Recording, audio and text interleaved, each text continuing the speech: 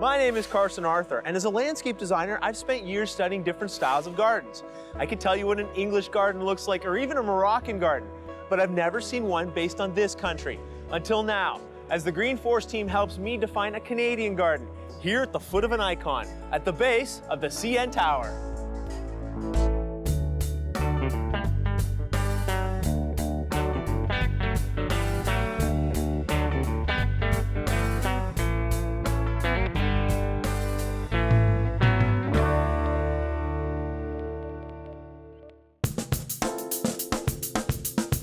The CN Tower was originally opened to the public in 1976. It was constructed in its early days as a communications tower. We have approximately 2 million visitors every year. They come from all over the world to see the great views over the city of Toronto. We have a patio area that's sort of an entranceway. It's used more as just a pathway to look at our gardens. But if there was an additional way that we could add to the space between the two gardens, that it will be perhaps a focal point and just have one more great garden to look at. I love these gardens. In fact, that's what drew me down to this space in the first place. How many are there in total? 16. We've been working for the last 4 years with Communities in Bloom, which is a national nonprofit organization dedicated to fostering civic pride, beautification, environmental responsibility. And what criteria do they need to meet to have gardens here? We've asked the communities to create a space that is reflective of the community it represents. So that could mean plant material that's indigenous to the area, or a feature or a design element that somehow represents the community. I'd like to do something that sums it all up and design you a space that's truly Canadian. Wonderful. And I'd like to do it over here. Here. Yeah.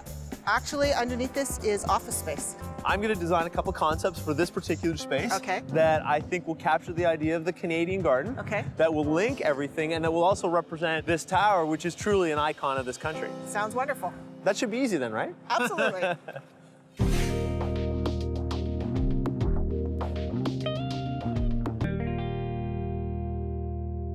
Great. Now, this is what I'm envisioning for the bottom of the tower. What I wanted to do is I wanted to create a focal point. This is a gazebo. Wonderful. I thought the gazebo was a really great way to work in some of the elements. I am planning to go very natural, so things like rocks and wood Okay. and water. Water. Yes. Okay, that's interesting. Across this country, there are 3 natural elements that link all the landscapes together. That's wood, rock, and water. For me, a Canadian garden has to include all 3. Basically, from coast to coast, we have an abundance of streams and rivers, which is why at the bottom of the CN Tower, I want to recreate a water feature just like this one, that has a waterfall and a stream. Not only do I love the sound, but I think this is truly Canadian. I think it's great. We're gonna start right here. Now, this is a waterfall. It's gonna be about 2.5 to 3 feet tall, cascading down through a stream, through all of these rocks and plants. Okay. Now, you'll notice there are bridges on both sides for lots of flow through.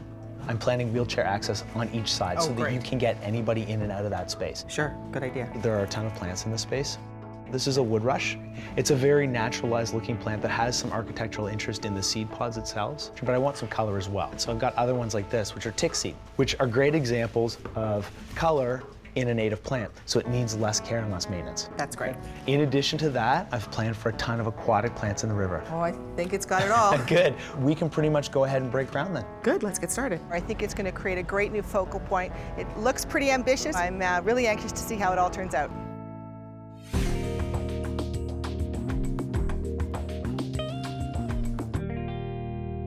So this should be fun building at the bottom of the CN Tower. Oh, this is a good one. Obviously, this is a giant wood structure. Right. Gazebo. Yes. And then I want your water feature to go around it. However, the gazebo is going to go on top of this interlock. Basically, we can go down this far.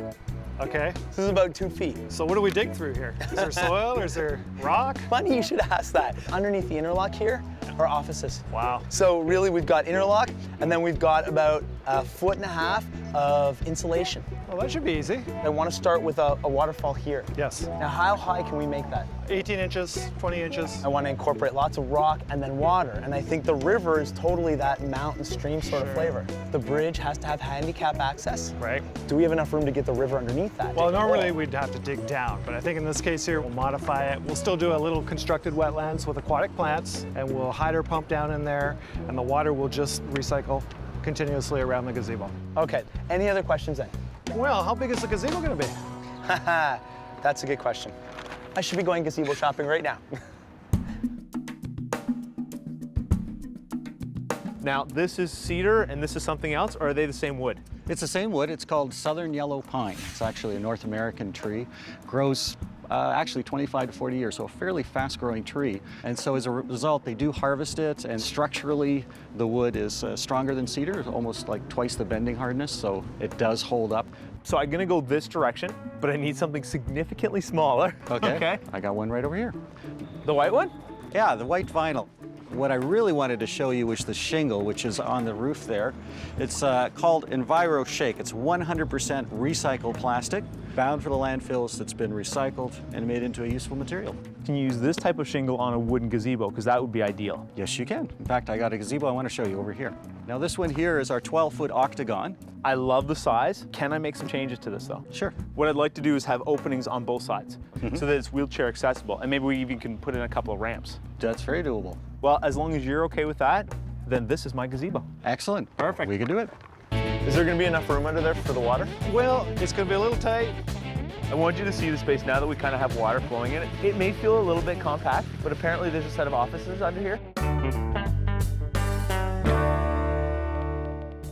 The Green Force team is helping out one of the world's most recognizable landmarks, the CN Tower, which is surrounded by dozens of community-inspired gardens. But it's lacking one thing, a truly Canadian centerpiece. This is where I step in to create the classic Canadian garden, which to me includes water, wood, lots of stone, and of course, tons of native plants and trees. Even though I'm doing a native Canadian garden at the CN Tower, I still want to include some unique specimens, kind of like this little larch here. Now it is a conifer, but this is not an evergreen. In the fall, it turns a beautiful burnished coppery color and then it loses all of its leaves. But then it grows the needles again come spring and it looks just like this. Because it is a native, it should be able to handle all the elements. When it comes to choosing shrubs for a native garden, there are so many to choose from. Now this is a serviceberry, and I like it because in the spring it starts out covered with tiny little white flowers which have a really sweet smell. In late summer, those flowers turn to these red berries. And finally, in the autumn, this bush turns into a beautiful buttery yellow color, which is a fantastic complement to any fall foliage. So basically, you get 3 seasons of interest for the price of 1 shrub. This is a water hyacinth, and they like to grow in the calm, quiet parts of a pond. However, at the CN Tower, we're putting in a stream, so this is going to be a bit of a challenge to use. Now this is a stargrass, and it grows along the banks of moving water. They like to grow in soil, and unfortunately, we're using a man-made system that has no soil. However, they will do very well in spaces between the rock and the liner. The other plant that I'm a huge fan of is this little guy right here. Now this is called unicorn grass, and I love it because each individual blade has its own curl. It's got a very architectural feel and one you don't see anywhere else in landscaping but in a water garden. Now once I combine an assortment of all these different types of native aquatic plants, I'm going to create the image of almost like a river flowing through the forest, which I feel is truly Canadian.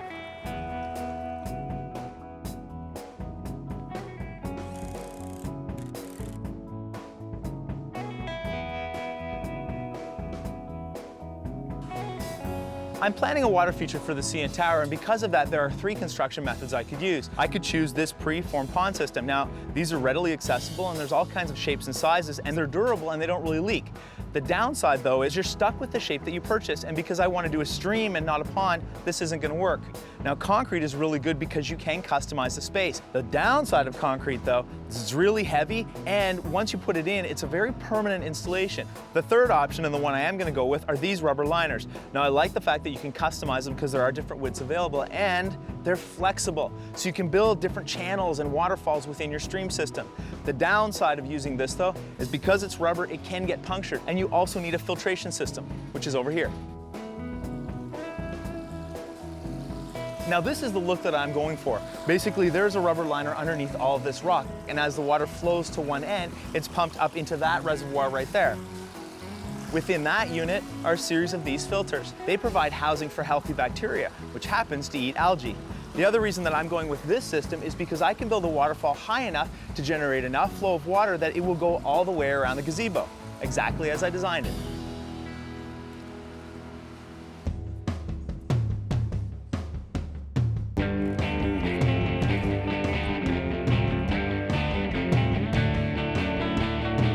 Is this where the biofalls is going? Actually, no, it's going to go down here. Oh, okay. A bit of an angle, slightly sloping, so we'll create a couple cascading waterfalls. Yes. Before it enters the stream, which will wrap around the gazebo. I like that. Then the water's gonna come through, undulating back and forth here, and then bridges here. Bridge is here, water go underneath the bridge. Right. Both wheelchair accessible. We're gonna have a section here for plants, a nice section with tall, vertical, green, lush plants. And this is the reservoir location? Yeah, so the stream's gonna wind out through here, and we're gonna end up at the reservoir, and the pump sits in that aqua block. And then we'll have a hose going from the pump to the biofalls. So we're gonna end up with a lot of volume of water here, so. With evaporation, lots of sun here. Yes, yes. Are we gonna lose a lot of water We're in gonna space? lose 1 or 2 inches a week. Might have to be topped up maybe once or twice a month through the summertime. Okay, it's looking good.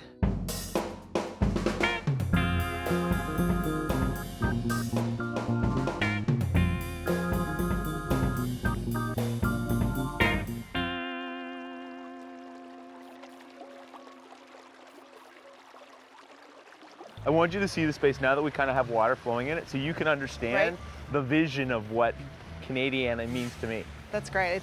It's incredible. I couldn't have imagined it. It may feel a little bit compact, but apparently there's a set of offices under here. There are. Your offices. Yes, as a matter of fact. Okay, there are a few elements that I want to include still. We are going to put in a ton of plant material. Yes. The plants will soften the space and change a lot of the lines and the levels. Can you tell me how will people get in and out of the gazebo over the water? What's the plan? Basically, we've got 2 bridges coming in. Okay. Right? One on each side where the openings are in the gazebo. Okay. So they will allow for wheelchair access. Wonderful. Where is this wonderful rock all from? I took rock from dried riverbed. Okay. So it's a recycled rock material and it's local. Okay. And the water itself, how will we keep the water clear? There's a filtration system in the waterfall itself. Good. So it's pretty well maintenance free. There's no maintenance. That's fabulous. Yeah, top it up once in a while. Okay, well, I can't wait to see the finished product. You and me both. But I promise that once it is done, it's going to look spectacular and your guests are going to love it. I'm sure they will. I promise. Okay. Then I'm okay to just go ahead and plant this straight in the river. Go ahead and plant it right in the gravel. What are we going to do with the floaters though? Because this is a stream. So I leave it to you, just spread yourselves out, find a plant, plant it. The Green Force team and I are creating a Canadian-inspired garden at the base of the CN Tower. This garden consists of a natural wood gazebo, a babbling brook, a waterfall, tons of river stone, and a bunch of native and aquatic plants.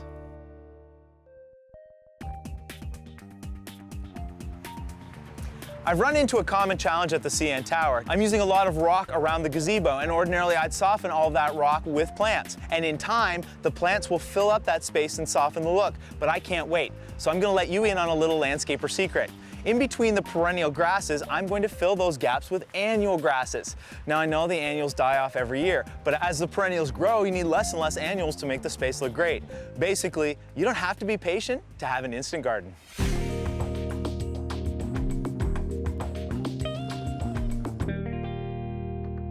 I have a really special project planned here for the base of the CN Tower. Now, I want to take advantage of some of the naturally occurring rainfall that hits the roof of the gazebo, and I want to use that rain to help fill the water feature itself so that we're using less of the city's resources. Ordinarily, I just put up simple eaves troughs, kind of like this one, and I have a downspout that connects right to the water feature. Now, this is where the eaves trough usually would come out of, but in this case, I'm going to do something called a rain chain. And in principle, it's fairly straightforward. I want to conserve water and I want to make it look good while I'm doing it. To make a rain chain, you need the following materials. You need a big piece of chain. You need cotter pins, you need silicone, and believe it or not, you need the drip trays from an electric stove. Now here's how it all works. The rain chain itself looks like this. You attach your cotter pins just down the links, like this, so that you create a flat surface. And then you take the dishes from the electric stove and slide it over the top like that. Now each one of these dishes has 2 ways that the water is going to flow through. Most of the water will flow through the bottom and go down the links of the chain, but some of the water is going to come out of the sides like this. What you want to do when you're putting your drip trays down the chain is turn them slightly. That way the water will cascade down the chain and have a really cool effect. And the silicone will keep it there forever. With all these ingredients, you just need to put it together, paint it with an outdoor spray paint, and you're good to go. There we go. All I need to do now is test it. It actually exceeded my expectations. It looks fantastic and it sounds amazing, especially when it's raining.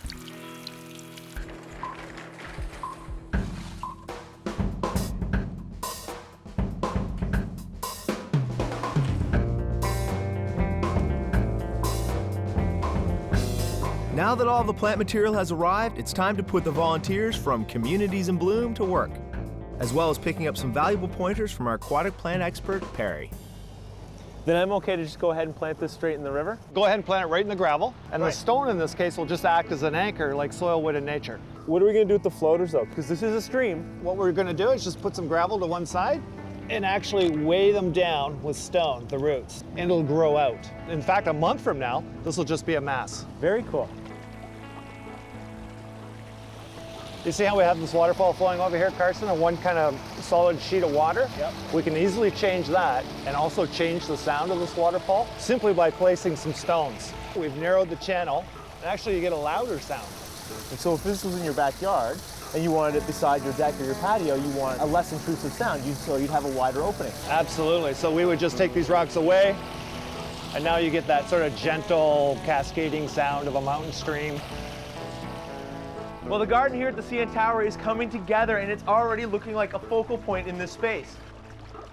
Now, the water feature itself starts right here at the waterfalls, and I love the sound of moving water in a space like this. It cascades through all this natural rock, which is exactly what I wanted to accomplish for that whole Canadiana field. Now, in the water, we've planted a ton of aquatic plants. They're going to do well all year long. In addition to the aquatics, we've got a ton of native plant material, which are in the beds. I'd like this to be indicative of anywhere in the country. We have a few finishing touches left to do, mainly a bridge right here, but I promise that once this project is done, it's going to compete with that big tower back there for fan appreciation. And it's got all the Canadian elements. It's got trees, it's got water, it's got wood, it's got rocks. Absolutely spectacular. It's more than I imagined. It's just changed the space completely.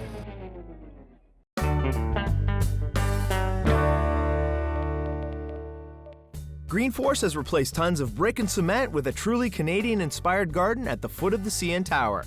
All that's left are a few finishing touches, and we'll be ready to share this space with Lisa and a few million tourists.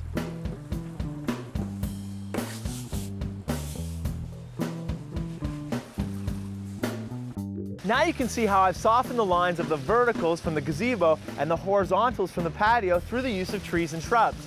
Basically, your eye no longer focuses on the roof line as it's drawn down and around the space. You can apply this on any house or large building. Towers excluded.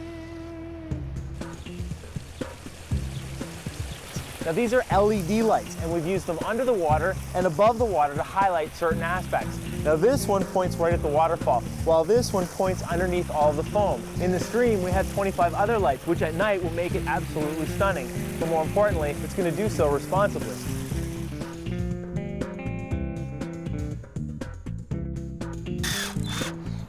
There we go. A perfect little piece of Canadiana right here at the base of the CN Tower, and ready for Lisa. It's not much of a surprise because you can kind of see it from every direction, but here's your new garden.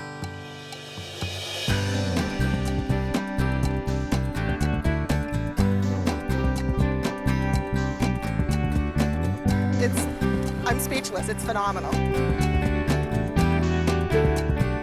It's got all the Canadian elements. It's got trees, it's got water, it's got wood, it's got rocks. I think she understood what I was trying to accomplish here. I wanted a garden that translated to Canadiana, and I think this looks good from one end of the country to the other. Well, I want to point out a few elements to you. Okay. So that is the waterfall that we talked about. Now you can kind of see it running, and you can get an idea of the sound that's coming out of it. Lovely. It has a filtration system in it, so the water that's coming out is clean. Good. Okay. The water goes around the entire gazebo, back over there to those rocks, Okay. and that's where it's pumped back into the system. So we're not using a lot of fresh water all the time, we're recycling what we have. Wonderful. We tried to work with a lot of native materials. We've got aquatics planted, perennials, a lot of trees and shrubs as well, which in time are really gonna fill this space out. Springtime next year, they're gonna be very full, and this whole space is just gonna feel like a little drop of green at the bottom of the tower. That's fabulous. And the best part is, it wraps around this beautiful gazebo. Yes, and it is spectacular. We did put in the wheelchair accessible ramp on both sides, so we tried to make it as safe as possible for everybody who's gonna come into the space and see it. Wonderful. See those little silver lights? They're LEDs. Wow, now that I wasn't expecting. There's 25 lights in the entire structure. Wonderful. They will light up everything. So not just the water, but also the gazebo. But because they're LED, they use less electricity. Yeah, well, we're all about that. One other element I will point out to you, see that thing right there? Yes. That's a rain chain. We're harvesting the water that falls on the gazebo from the rain. So then we're always refilling it without having to turn on a tap anywhere. Very smart. Well, I think it's quintessentially Canadian. I think it so complements and ties together all the other gardens, and I'm sure the guests can see it, as you said, from every angle. I know you can see it from the floor? You can see it from the glass floor. You were totally watching this go up, weren't you? Okay, I peeked just a little. I knew it. Carson and the whole Green Force team totally exceeded our expectations. It could be at someone's cottage, it could be in the mountains, and it's just perfect at the base of the CN Tower. And because your guests and your staff have been so patient waiting for this to get done, I think it's time we should let them see it. Yep. Good. I'm already noticing people gravitating toward it, relaxing in the area. It is just perfect. I want one for my home. It'll create a nice, relaxing space for our guests who have had a long day, just enjoy themselves, maybe out of the sun for a while, and just a great, relaxing opportunity for them. They'll love it. No matter where you are in this country, there are amazing things to see, whether it's icons like the CN Tower or just a diversity of people that live here. But there are a few things that tie all of us together, and those are the beautiful natural landscapes that surround each and every one of us. And with the help of the Green Force team, we built something out of wood, rock, and water that I think truly depicts this country that I'm very proud to be a part of. My name is Carson Arthur. Thanks for watching. Oh no.